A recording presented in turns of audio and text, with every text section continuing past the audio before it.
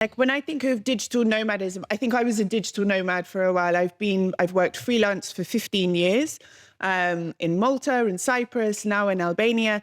And to me, it means that you have a job, you have your career, you have your profession, which you exercise remotely from wherever, allowing you the freedom to travel, to be wherever you want to be, to integrate in a different culture, to learn from people, but still to work in a sort of structured manner. Mm-hmm. But the place where you work can change depending on your mood and everything. That's my definition of it. Yeah, and then you need a privileged passport. So I only learned when I was in my late 20s that I was born with a kind of a silver spoon in my mouth by getting a German passport, which doesn't make you think twice about the complexity, which still impacts 2/3 of the planet, where people kind of have to beg to get Schengen entry and other things, which I think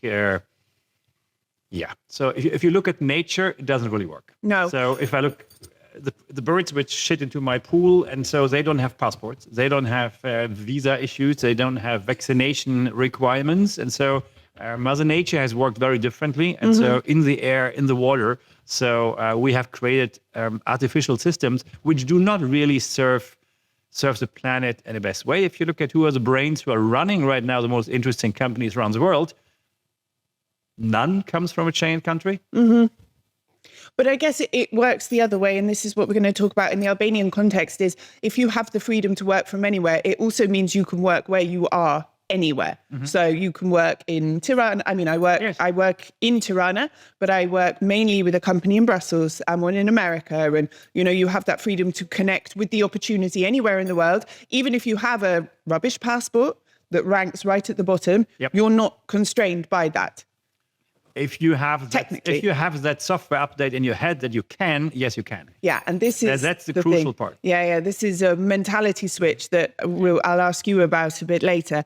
You're in Albania. We know each other from Malta because I lived in Malta for 10 years, as you've lived there as well. How did you get to hear about Albania? They asked me to come. Uh-huh. So they asked me to come. Who's they?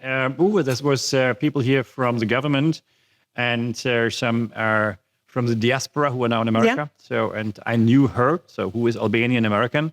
And she said, Andres, please come. And yes, I came. Yeah. So I came at that time from Bansko, Bulgaria, which is kind of a European headquarter of digital nomadism or remote work. And I came 3 weeks before the conference and just to check it out, to be around, to walk the streets, experience the places, brought my oldest daughter at the time, and was positively surprised